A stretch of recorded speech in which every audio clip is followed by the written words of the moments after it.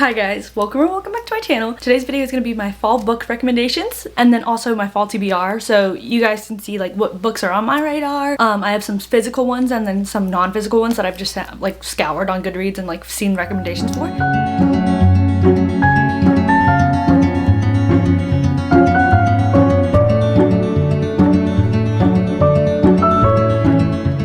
This is extensive. I don't know how many there are, but it's not too much when you like really, it's a lot, but it's not too much if you break it down, because like this like 4 books are like one series, you know what I mean? I've broken this down by genre. For my fall recommendations, I have dark academia books, gothic / horror books, fantasy books, YA mystery thriller, literary fiction / general fiction, and then I have some romance books. Those are like the broad categories that we have. I put YA mystery thriller because I enjoy YA mystery thriller series better than like actual mystery thriller, so that's just my taste. First, we're gonna start out with dark academia books. I have a dark academia lover. I love dark academia books. They're down here.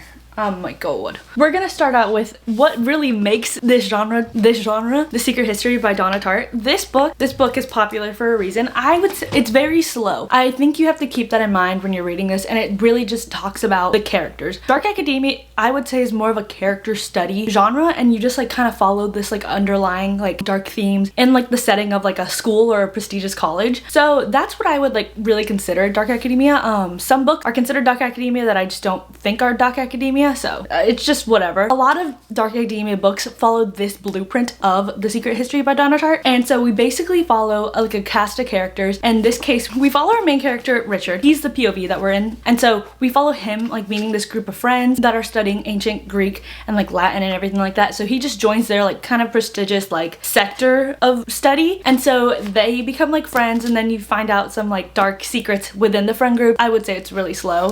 So if you don't really care about the characters, then you won't really care about this, but like this is not my favorite dark academia book, but this is the blueprint. I don't want to spoil anything. It follows their descent into like kind of like losing each other. So next is my favorite dark academia book that I've read, which is If We Were Villains by Emma Rio. This really follows The Secret History like blueprint, but it is different.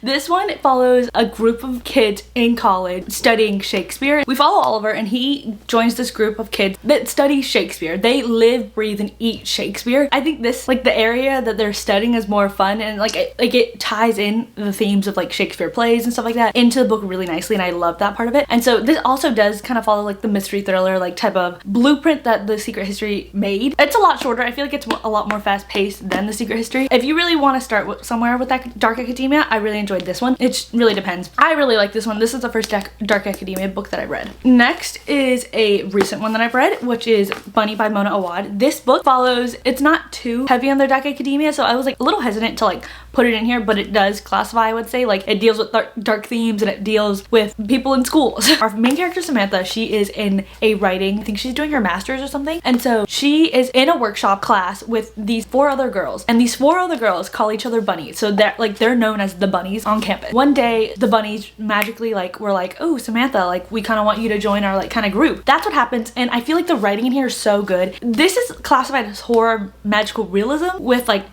themes of dark academia, so yeah, this one's really fun. It's a fun wild ride. It's really good. I love it. Next is Ninth House by Leigh Bardugo. This one is more fantasy dark academia. This one follows our main character, Alex Stern. She's invited to study at Yale, so Alex kind of unmasks all these like kind of like cults that are a part of like the Yale system. It's fun. I liked this book better than the second book, and I know there's gonna be more in this series, but I really enjoyed the first book. This one really tackles like dark themes, so look up trigger warnings for this one. I would say do it for all of these, but like especially Ninth House and The Secret History, those I feel like are the darkest in the themes. And another one that I'm gonna share. Next I have Babel by R.F. Kuang. This book, this is fantasy masterpiece right here. This is so good, and I love the way R.F. Kuang writes. She writes in a way that's so pretentious, but like it's also digestible. So it's not just like she's just like flexing for no reason. I think it really is easy to understand and everything like that. We follow our main character, Robin. He was taken from his home country, and it deals with like themes of colonialism, and so he was offered by this white British man to come and study at Tower of Babel. They study languages, and so the languages and like things that they do help run London. The fantasy element is within the Tower of Babel and how that works and stuff like that. They need like translators to just do the work. I would say this is more fantasy than dark academia as well, but it is classified as dark academia because of the dark themes and knowledge when in school. But I think this is such a different type of dark academia that I really enjoyed it. This one really follows like true fantasy. Like there's a main character, there's a thing that we have to overthrow, and that's what this book is. And I loved it. I loved the writing, everything like that. The last dark academia book that I really want to talk about is These Violent Delights by Mike Nemerever. I finally learned how to pronounce it. This is like a thriller, character study, LGBTQ, like dark academia. So we follow this one. I would say it's the darkest. I would say since we're in the heads of these characters the most, you can like really pick up on the really dark themes as opposed to like the secret history, I would say. So this one I would really check trigger warnings, but it is like this really deep character study of like why they fell in love, why they love each other so much, and what they do to protect that love. This one's less focused on the academia, but they do meet in like a college setting. Like that's always like in the background of the book, but I would say this is like very character study of like why these two characters love each other and what they do to like keep it. So there's my warning for that one. Next genre is gothic horror. I don't have too many in this like section either. First, I'm gonna start out with, these are like not like true gothic horror, but I would say the lightest, which is Belladonna by Adeline Grace. This is the gothic YA fantasy romance series. This one we follow our main character Signa. She's like always been surrounded by death, and so like she finds another relative that she has to live with. She joins his family. There's like an element of like mystery thriller, like she has to figure something out, but in the background she's always like surrounded by a death presence, and so that's like the gothic eeriness of this book, but it is like fantasy YA romance, so it's not very like really gothic. So I looked up what constitutes gothic book, and it really is just like death and a mansion. There has to be a mansion. I was like, that is absolutely insane. Like, why is Google telling me there has to be a mansion? So yeah, there's this one. The next up on the darkness scale, Gallant by V. Schwab. This one I would say is pretty tame as well because it is YA fantasy gothic horror. So this follows our main character Olivia, and she doesn't really have a family. She gets invited to this house, and so this house has like some secrets, and they're like, oh, you should really stay away from this. And so it kind of follows like this like second dimension type of like horrorness. It's not too bad. It's just like ghosts and stuff like that, but I really enjoyed it. I think it was really good for what it was. I really liked the ambiance of the story. I didn't really care too much about the characters that much. But next is House of Hollow by Crystal Sutherland. I love this book. This is YA horror, and it has like some gothic themes, I would say. It doesn't have a mansion, but it has like a kind of like another world as well. For YA, this was kind of gross. Like it was really like, I thought it was like, wow, this is like pushing the boundaries of YA for me, especially when you think about it. YA is like 14 to like 17, 18. And sometimes YA is like 12 years old too. We follow our main character Iris. Her and her sisters had like this past conspiracy type of thing made up about them. They were missing for like a month, and then they all of a sudden came back, and they were really different. And so everyone's like, what happened to the Hollow sister? Fast forward like years later, her oldest sister is like kind of missing again, so like they have to go team up and find her. This one was like really good. I think it was really good. Had some queer representation as well. Loved it. Next is The Dowry of Blood by S.T. Gibson. This is adult. It has vampires in it, so this is like a Dracula's brides retelling, but Dracula's never really named, and it really is one of his brides, Constanta, and how Constanta was abused and how she overcame that abuse in the end. I love the way the author wrote Constanta, because I don't really know anything about Dracula's brides or anything like that, so I thought this was like a really good introduction to what it is. And then the last gothic book I want to talk about is The Picture of Dorian Gray by Oscar Wilde. This is a classic. I just recently read this. The plot's good, and it really does like follow the character of Dorian Gray and like how he went mad and like what that led to and stuff like that. This is quintessential. This like made the gothic genre, I would say. That's that for that genre. Okay, the next category that I'm going to be talking about is YA mystery thrillers. So these are all YA. The first series I'm going to be talking about is The Inheritance Games by Jennifer Lynn Barnes. This series is like Knives Out. That's what it's marketed as. Our main character Avery, she gets inherited like a massive fortune, and so we kind of have to figure out like why she was inherited this massive fortune, some secrets that the Hawthorne brothers' dead grandpa left behind and stuff like that. So it really is just like riddles and clues and like figuring things out. They're really short. They have such short chapters.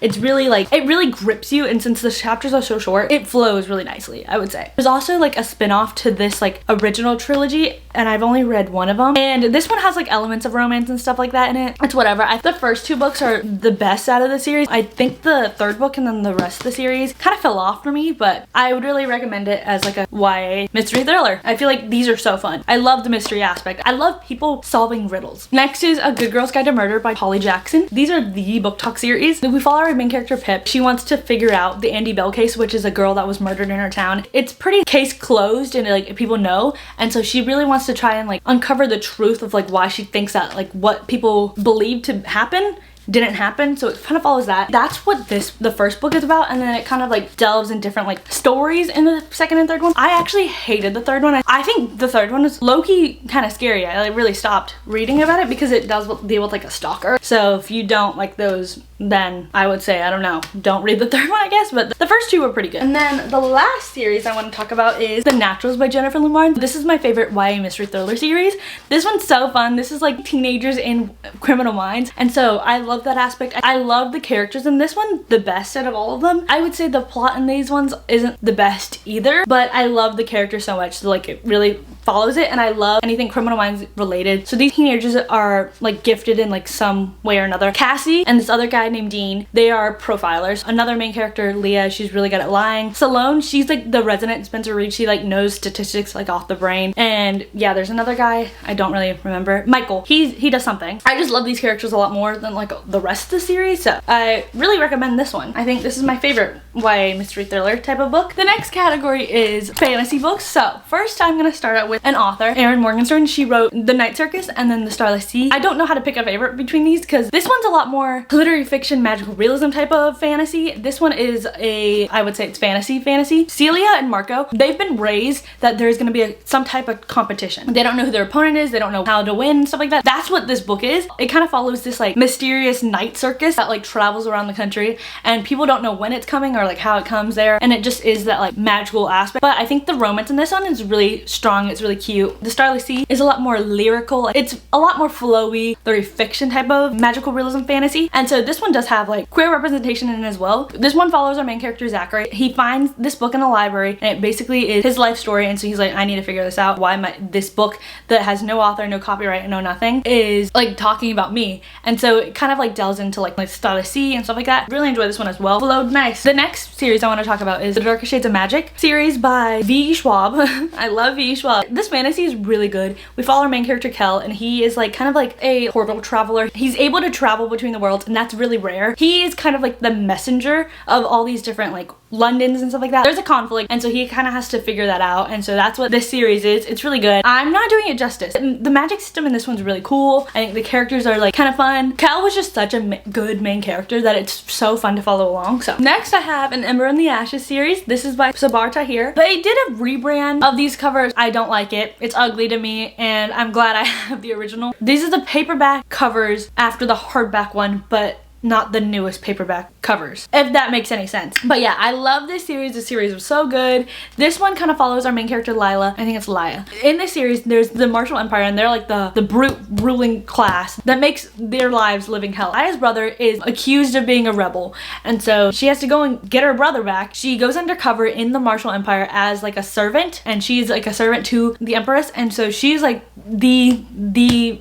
one calling all the shots in the area. And so in this military academy, there are like people getting trained, duh. And so she crossed paths some other people that are training to be in the military for this like society. My favorite one in the series are the last two. I hated the second one. I hate the second one. I don't know why I hated the second one. I think I was in a slump area, and so that's why I kind of like put it off on the second one, which is the blue one right here. I love the fourth one. The fourth one's my favorite. So you really grow to love these characters. So next is the Sands of Auraria series. This is by Hafsa Faisal. These books are so good. It's inspired by ancient Arabia. Our main character Safira, she is like a huntress and so she kind of like is the one that feeds her people, and so in the society there is no magic. There hasn't been magic for like decades. Okay, Zafira goes on a quest to go retrieve this lost artifact that will help save their world and like the dark magic that's spreading, and so she does this for her people. And then there's a Prince Nasir, and he is tasked to kill Zafira. So they both go on to this like magical island and try and find the lost artifact to restore magic in the kingdom. And so that's this series.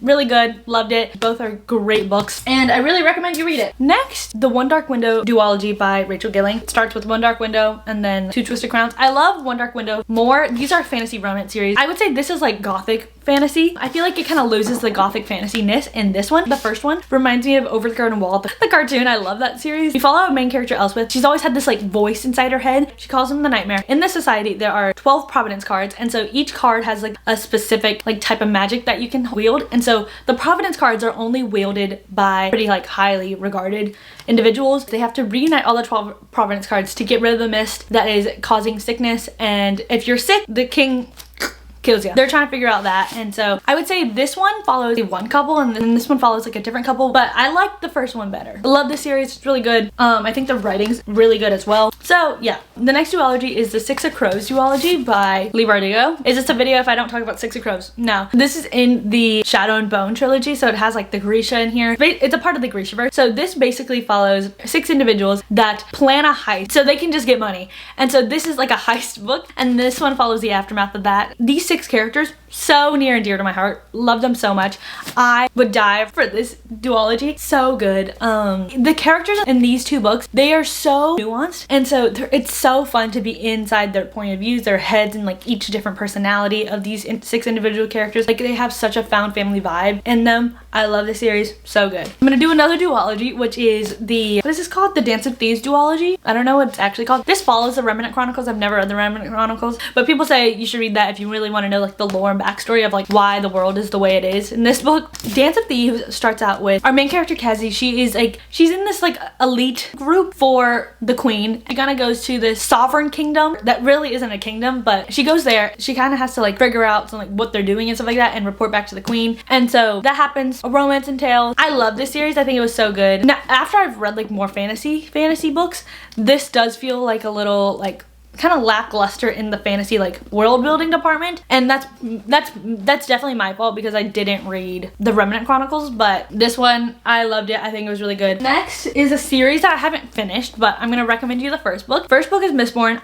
by Brandon Sanderson, and Brandon Sanderson, he's like the fantasy king. This book follows our main character Vin and another character Kelsier. Kelsier is a Mistborn, and so there's Mistinks and Mistborn. Mistborn have like the ability to use allomancy on all the metals, and Mistinks can only do like one metal, and so the Mistborn are really rare. The Kelsier, he is forming like a ragtag group of misfits that are trying to overthrow the Lord Ruler, who has been in power and is seemed as like a god to the society because it is very unfair, and so he wants revenge, and he also wants to overthrow the Lord Ruler. So that's this book. Next is The Poppy War by R.F. Kuang. I love this book. This is another series. I haven't read the rest of the series, but I read the first one. This one follows our main character Rin. She's not having the best time, so she goes and takes this test to kind of prove herself and be accepted into Singard, which is an elite military school. So she just wants out of her life right now. That's what happens, and we follow Rin and the secrets of the kingdom unfolding and everything like that, and like past wars. Like it really follows Asian history, so this one's really good. I think it's really well written. It's kind of dark and heavy at sometimes. The next series I want to talk about is The Infernal Devices by Cassandra Clare. The reading order for this one varies depending on the person. I read basically all of the Mortal Instruments and then I went into this one, but people say to read the first 3 of the Mortal Instruments, which is, it stops at City of Glass, and then you read and pick up the Infernal Devices, and then you finish off the Mortal Instrument series with City of Fallen Angels, City of, oh my god, I'm a fake Shadowhunter fan. I know City of Heavenly Fire is the last one. Oh my god, I feel like an amateur. The reading order according to some people is City of Bones, City of Ashes, City of Glass, the Infernal Devices, which are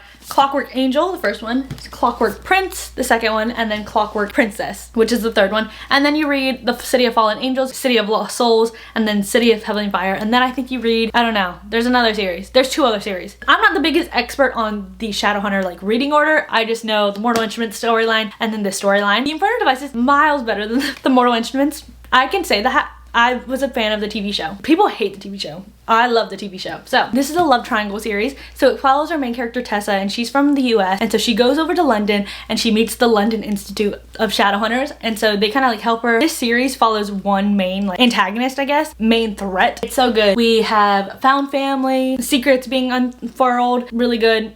Cried. The next series that I want to talk about is first the Folk of the Air trilogy by Holly Black, and then the spin-offs of those. So all the books in the Cruel Prince series. First reading order is The Cruel Prince, then The Wicked King, then Queen of Nothing. And then you read a novella, a bunch of novellas in between. So this is How the King of Elfham Learned to Hate Story. And then you read the spin-off of this, and it follows the character that you meet in The Cruel Prince, The Stolen Heir, and then The Prisoner's Throne. In the Cruel Prince series, we follow our main character Jude, and so Jude is a human living in the Fae world. She wants to be a guard in the Fae like court. She's been training since she was young, and then she sees an opportunity. She's the one that's manipulating the politics in this world. We follow another character, Carden. He's the main character. He's one of the princes of Elfheim. After like a slaughtering of his family, he is like the only one, and so Jude uses him to manipulate power. I think it's just so good. I love the series. I don't know how to do it. She's just manipulating everybody and everything. I love the series. If you want great female leads, read this series. It's so good. I love the first one in retrospect, looking back. The first time I read this wasn't the best. I didn't really care for it. But now,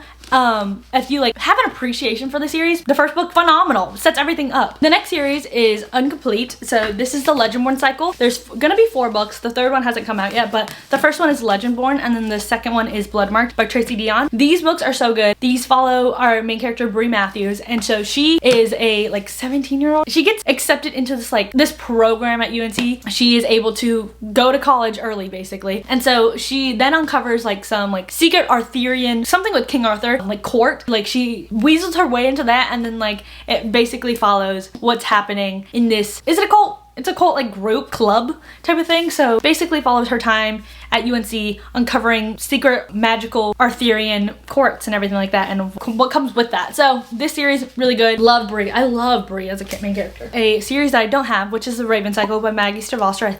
It's another YA series. This follows our main character Blue and these 4 boys. Okay, Blue, she gets thrown in with these 4 boys, and one of the 4 boys, Gangsley, he's dead set on finding out where this King Glendower is, and so that's what the basic gist of the story is, and it just follows the fantasy stuff that unfolds throughout the series. I think this story has really good found family vibes. Loved it. Really great YA fantasy series. The next category I'm going to be talking about is literary fiction and general fiction. First, I want to talk about Normal People by Sally Rooney. This is a fall book to me. This is such a fall book to me. I have a lot of fantasy on here because fantasy feels fall, but this one is basically fall in a book. This follows our 2 main characters, Marianne and Connell, and it follows their toxic relationship since like a high school age. I don't know what it's called in Ireland, but it's set in Ireland. It follows them all the way up to university, and so this is just pure toxic character study of 2 characters that love each other but don't know how to vocalize that love, and so it leads to a lot of heartbreak and toxicity in their relationship. So this book, so good. I loved it. I don't really tab too much. Oh my god, I actually underlined a lot. I actually annotated a lot. Marianne and Connell, they just feel like such real people. Like their insecurities and their love really shine through, and I love reading about them. This is the don't know how to talk to people type of romance. So there's that. And there's such good anxiety representation through Connell. Great, great, great, great. Next is a series, if I don't talk about this once in a video and mention it once in a video, is it really an Amy video, which is the Beartown series by Frederick Backman. I know it's Backman. This is a winter series. I'm putting this in fall because I think you can read fall and winter books. I would say I can read them from August to March, maybe even May. I can read these year round. This is a stereotypical like winter book because they are in like Sweden, I think, and there is a lot of snow and they play hockey. But it's more than just hockey. But like hockey sums up these books. These are such deep characters throughout the whole town. Like we basically get the whole town's perspective in these 3 books. What hockey does to them and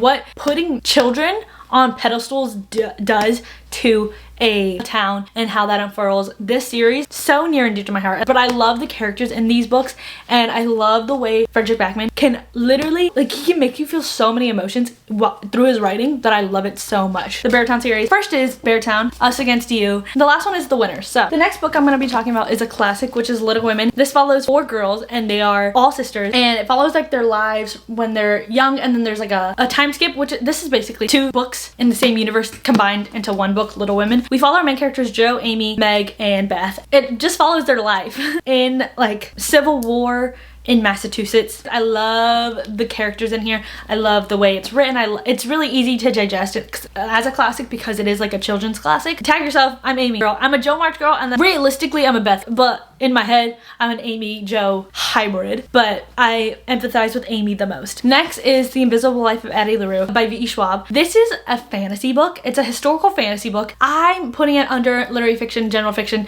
with hints of fantasy. The fantasy is really big. This follows a literary fiction like type of take on a fantasy because we do deep character study in Addie LaRue and how she lives so many lives because she cannot be remembered. This book, so good. It follows Addie LaRue and her many lives and how people don't remember her and like how this like affects her and how she's like kind of at her wit's end. It spans 300 years of her just not being able to be remembered and actually forming connections with people. So yeah, love this book. Really great writing from V.E. Schwab. I think it's my favorite V.E. Schwab book. The next literary fiction, general fiction type of book is Talking at Night by Claire Waverly. This is so one day and normal people coded. We follow our main characters, Will and Rosie, and so they form a connection in like high school and then something happens and so they can't really explore it. It spans years of their lives and how they're always drawn to each other and like what happens to that. I love this book. This book and Normal People are literary fiction romances. They are not strictly romances because it does delve into like the heads of each character and what makes them make these decisions, and so it differs from a stereotypical like contemporary romance. But these books are so good. Like the way that the author like delve into each mind of Will and Rosie and what like their traumas are, and so like what leads to them to make the decisions they make. Amazing. So yeah, love this book. Next is The Perks of Being a Wallflower by Stephen Chbosky. This is a YA. This follows our main character Charlie and he is just writing these notes to whoever can listen to him, and it basically follows his life in his first year of high school as a freshman. It's heartwarming, it's heartbreaking at the same time, and you just really learn to love and like really connect with these characters. Love them so much. The way that it's written is so fun, and it really feels like Charlie is the one writing this book because he's writing these letters. Love it so much. And then the last one is Pure Nisi by Susanna Clark. This is also a fantasy type of book, but I would say it's more like literary fiction fantasy with magical realism. This one follows our main character Pure Nisi, and he lives in this like labyrinth mansion. He doesn't really know why he's there. He doesn't understand anything like that, and then he like kind of unfurls the mystery of like what this house is, what the labyrinth in the house means and what it entails, and I think it's just really good. It's really fun. The atmosphere and the ambiance of the story, it like really sucks you in. You feel like you're there. It does remind me of The Starless Sea by Aaron Morgenstern, so I love those two books. So good. I love Pure Nisi. He's so kind-hearted and like so pure as a character, and so like nothing like really like reaches him until it does, and the flip switches. I don't know, it's really good. The next books I'm going to be talking about are romance books. So romances to read during the fall. People read them year round, but these are like the most like when fall comes to mind, and these romances come to mind to me. First I have The Secret Society of Irregular Witches by Sangu Mondana. I don't know, I'm so sorry. And then The House in the Cerulean Sea by T.J. Klune. These books low-key give off the same vibe. These both have elements of fantasy in them. This one more than this one, I would say. The Secret Society of Irregular Witches. Our main character Mika is a witch, and so she gets hired by this family to kind of teach these little girls how to like basically do magic. It gives off Matilda vibes. It really is sweet. It does really follow like the found family aspect more. There's like some lingering of a romance in this book, and then it really comes full force at the end. I love the romance in here. It's really sweet. And then The House in the Cerulean Sea by T.J. Klune. Our main character Linus, he's like kind of like a social worker, so he has to go to the house. He has to observe everything and see if it's in tip-top shape, and if like the caretaker can actually take care of these children that are magical beings. The found family aspect in this one is really strong too. The queer relationship is really cute in this one. These two just really give off the same vibes, and I love them. They're so fun. They're so atmospheric. Really good fantasy for the fall time. These are more contemporary romances. So first I have 3 Ali Hazelwood romances. First one is Check and Mate. This is a YA fantasy. This is a YA romance. And then 2 adult romances are Love Theoretically and Not in Love. I don't have Not in Love. Check and Mate's my favorite Ali Hazelwood book. This is a YA romance between Mallory and Nolan, and so they're just chess prodigies, and so it basically follows that. I don't know, the characters in this one really just truly hit for me, and I think they're so cute. The romance is so good. I love the chess aspect of this book. The chess plot of this book, it was really fun to read about because it really reminded me of Queen's Gambit. Then we have Love Theoretically. This is a rivals to lovers type of book. Our main character Elsie and Jack are kind of rivals. Physicists. Elsie's theoretical and then he's practical physics. Those two like fields of physics, they don't really mesh. It is the rivals to lovers of them meshing basically. Not in Love follows Rue and Eli, and so this one is a lot more physical than all the other Ali Hazelwood book, and that is like in the preface. But this basically follows Rue and Eli. They meet on a hookup app, like that's strictly for hooking up, and then they realize that his company is trying to take over Rue's company, and so Rue's company is basically her family, her friends, a part of the company, so she's like, oh my god, I can't be with him. And then there's that. Next is a series by Kennedy Ryan. These are interconnected standalones. So first we have Before I Let Go by Kennedy Ryan, and then This Could Be Us, and there's another one that's coming out in like April or May. Before I Let Go follows Yasmin and Josiah. They used to be married, they have kids, and so they have divorced, and then it is really just like a second chance of them reconnecting and like what that entails after such a traumatic like experience happened that led to their divorce. So yeah. Next is This Could Be Us. Follows the main character Soledad and Judah, and so Judah is he's a single dad. Ex-wife is like really involved in their children's life, so he's not like a single dad, but he's a single dad. But then Soledad, she's a mom, and so she is like kind of like an influencer in this book. After something absolutely insane and like crazy happened that just made me love this book so much, because it was just so silly after her divorce between her and her ex-husband. And so yeah, it follows that romance, really super cute. The next books I have are The 7-Year Slip by Ashley Poston. This is a fall book. This is like fall New York aesthetic, so good. Our main character Clementine, her aunt has just passed away, and so she inherits her aunt's apartment, and so her aunt's apartment is magical, and so she meets this guy who's from 7 years in the past, and they kind of form a connection, but like they don't know. Clementine and the guy don't know how this is gonna work out. That's what this book follows, and so it's really good. I love this book. I think this is my favorite Ashley Poston book. I've read 3 of her books. I've read A Novel Love Story, this one, and then The Dead Romantics. This one's my favorite. Next is What Happens After Midnight by K.L. Walther. This one is not my favorite K.L. Walther book. This is a boarding school romance, second chance. In their boarding school, there's like a series of pranks that they do, and so our main character Lily gets involved with the school prank. The coordinator of the prank is Tag, her ex-boyfriend. That's what happens. I think it's really cute. I think some people are a little too harsh on it. I think it's just really fun and silly YA romance. So the next and last series is the Magnolia Park series. This is an every season series for me, but it's just London high society gossip girl. And so yeah, I'm repping Magnolia Parks on myself right now throughout this whole video. I've been brainwashing you into reading this series basically. They're interconnected, and so we have the Magnolia Parks books, which are Magnolia Parks, oh my god, that hurt my heart. The Magnolia Parks, The Long Way Home. The last book in the Magnolia Parks, in the characters of Magnolia Parks Into the Dark. So the Magnolia Parks books follow our main characters Magnolia and BJ, and then it follows their toxic relationship as well. And then we follow other characters in the Daisy Hates book, which follow our main couple, Daisy and Christian, and also Daisy's older brother, Julian. That's the series, which is Daisy Hates and then Daisy Hates The Great Undoing. The Daisy Hates part of the series is unfinished. The Magnolia Parks installations of this book are finished. So there's that. I think there's 2 more Daisy Hates books. I love everybody equally. Everybody is my favorite. It's not a video if I don't talk about Magnolia Parks.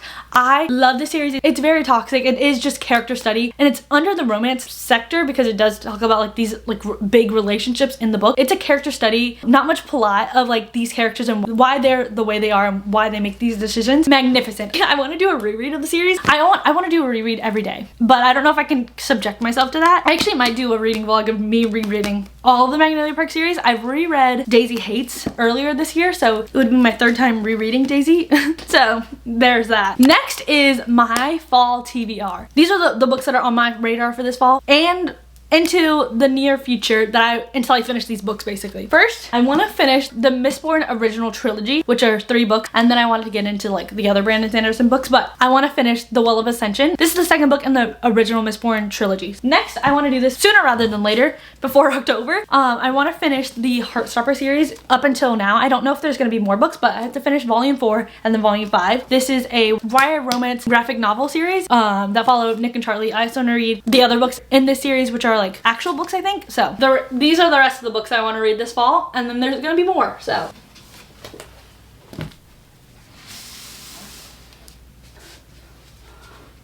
put them up, put them up, put them up. The next books that I want to read are, this is the first book in the Last Hours series. This is a spin-off of Infernal Devices. This is Chain of Gold. This is the first book in the spin-off, and I want to read it. It's been on my TBR for so long. All of Us Villains by Amanda Footy and Christine Lynn Herman. This is just a YA fantasy series, and I want to read it. Looks very like Halloween fall. So next is The Familiar by Leigh Bardugo. This is a historical adult fantasy. I think I've read all of Leigh Bardugo's work except for this one, so I really need to get on this one. So I don't really know much about any of the books on my TBR. Next is Evocation by S.T. Gibson. I but since I loved A Dowry Blood by S.D. Gibson, I just really want to read all the other S.D. Gibson books. This is an urban fantasy, An Education or Malice by S.D. Gibson. Okay, this is an adult gothic fantasy horror book with vampires in it. So I've heard some people say it's like a little dark academia as well. So I really want to read this. The Will of the Many by James Islington. This is an adult fantasy. It's really good. It's a high fantasy book. I don't know. People really love it. So next is Just Last Night by Vari McFarlane. I've read one Vari McFarlane book, which is Between Us, and I really enjoyed it. So I really want to get to all the other books of hers. It reads like an Emily Henry book, so I love Emily Henry. So next is One Day by David Nichols. I've watched the TV show, so I know what I'm going in for. As well as Dexter and Emma, this is just a literary fiction romance type of book. Conversations with Friends by Sally Rooney. This is a literary fiction book as well. This follows two like friends. I want to see if Sally Rooney's for me and if it's not just one book that I really enjoyed by them. Next is Anxious People by Frederick Backman. I love Frederick Backman's work, so I just really want to read all the rest of his books. Anxious People, it seems really crazy and I'm kind of scared to get into it. Apparently an element of this book is like what brings these people to like tell all their secrets is a like bank robbery like hostage situation. So there's that. It seems really cool. This is How You Lose the Time War by Max Gladstone and Amal El Multar, I'm so sorry, but this is really short. It's a science fiction fantasy type of book and it's really cool and I want to read it. So this has been on my radar for so long. Next is A Little Life, but this one's massive. Search up the trigger warnings for this one. This is a really sad literary fiction book and I'm terrified of it, but I'm gonna try to read it this fall. So there's that. The rest of my physical TBR, and then I'm gonna go into books that I don't have. Pride and Prejudice by Jane Austen. Want to read this classic. Next is Frankenstein by Mary Shelley. I really want to read this one as well. And then Rebecca by Daphne DeMar. This has been on my TBR for so long, so I have to get to it someday. Next book I want to read is Graveyard Shift by Elma Rio. This is a mystery thriller horror novella. It just recently came out and I loved If We Were Villains, so I really want to get to more Elma Rio books. Next I want to read All's Well by Mona Awad. Mona Awad was the author of Bunny and I really want to read All's Well. It deals with some Shakespeare as well. This is also a literary fiction horror magical realism type of book. So Notes on an Education, but this is a mystery thriller. I don't really normally read mystery thriller, but one of my Goodreads friends, Kendra, she loved this book, so I really want to read it as well. And then next is Immortal Dark. This is a YA fantasy vampire book. I've heard some like sprinklings of dark academia as well, so there's that, and I really want to read that because I love dark academia and I love vampires and I love YA fantasy. So next I want to read I Who Have Never Known Men by Jacqueline Hartman. This is a dystopian like classic book. I've heard some really good things about it. I know loosely there's these women that are held underground. I think there's like 40 of them, and then they don't know any men, and then something happens and they like